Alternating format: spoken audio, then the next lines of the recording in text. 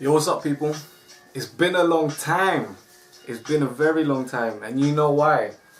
Because it's my final year in university over here in the UK, England. But first of all, don't watch my hair. Don't worry about my hair. Alright? I'm doing something different. I'm growing it, you know. I thought I'd grow it. Change is important, you know. Change is important in style.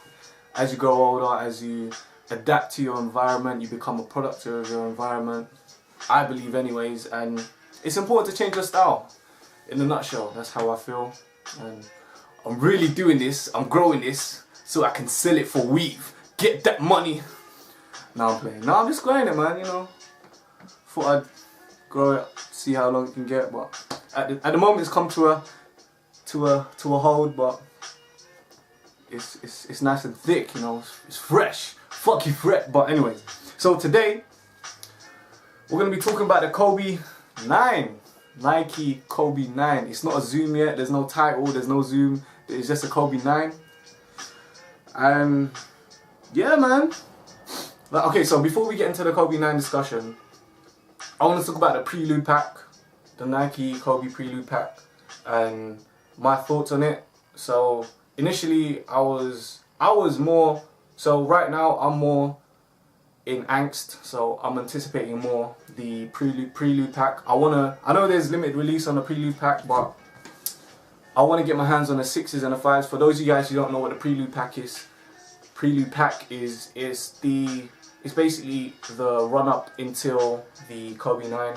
So similar to the 28 Days of Flight that Jordan Brand did for the Air Jordan 28s, the gloves, 28 gloves.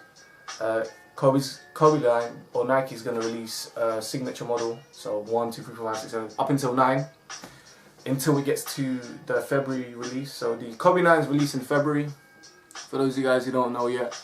And yeah, man, the ones I'm looking forward to most is the 5s. The 5s is my ultimate Kobe shoe, all time. Shut up! You know what I'm saying? That's the ultimate shoe for me. 5, 6. Anything above 5 is okay for me. So yeah, that's the Prelude pack done now, and let's talk about the Kobe 9s, man. So my initial response, my first response to it when I saw it, I was a bit skeptical because I'm a fan of the low. Once I've converted from a high top shoe to a low top shoe, because just for performance reasons and the fact that I always injured my ankle in a high cut shoe. And every shoe I've bought now, for basketball that is, has been a low top shoe, be it LeBron, the KDs. I didn't even try the KD 5s and the Kobe's, so they've just been low tops.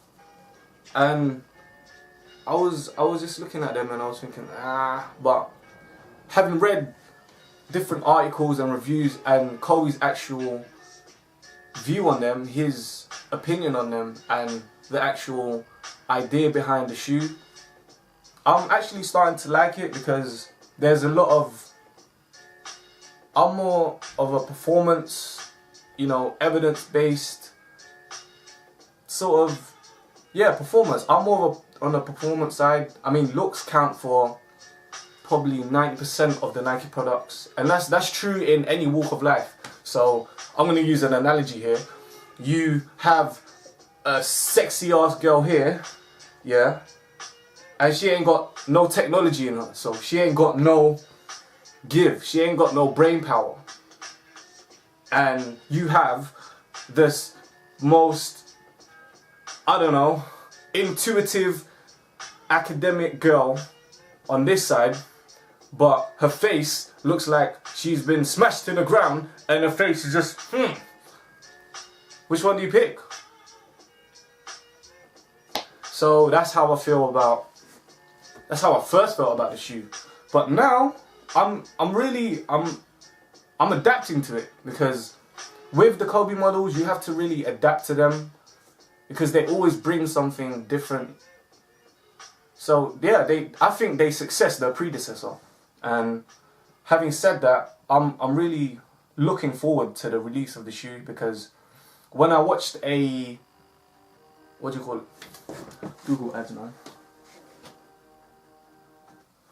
When I watched a review of it, oh wait, I might get copyrighted.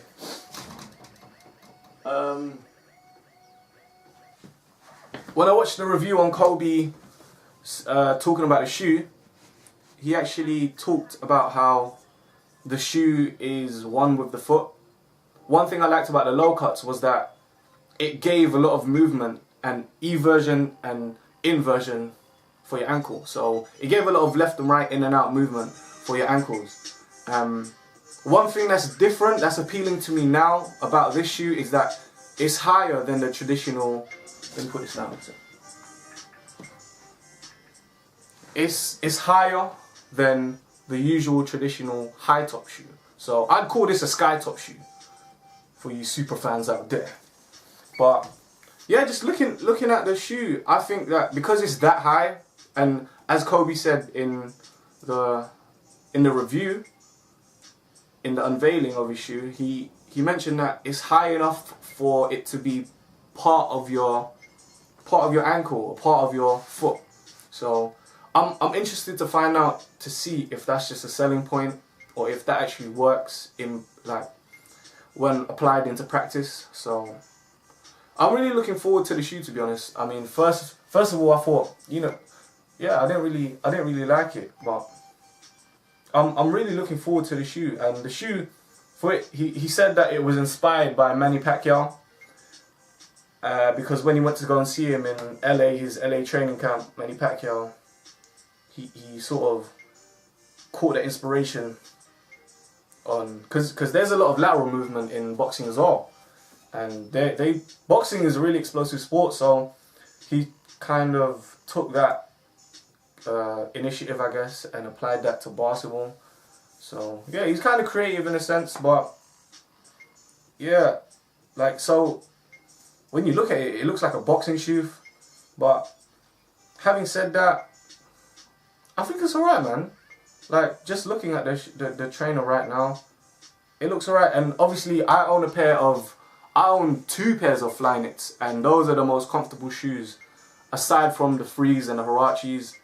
They're comfortable basically, and for him to incorporate the Flyknit technology other than the engineered mesh, because I felt with the Kobe 8s, the engineered mesh weren't as durable as it could be. They didn't really last that long. So I think these would be much more durable in the sense that they could take the cutting and the changing of direction in basketball and not sort of expand, because that's how I felt the engineered mesh was. It expanded to every cut and every movement.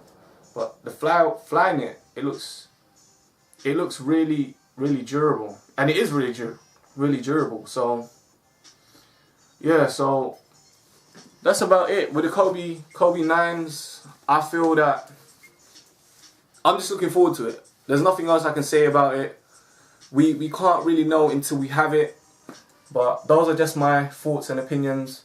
They're they're subjective to a certain extent, but you can only be so creative and so judgmental when you don't have the product in front of you.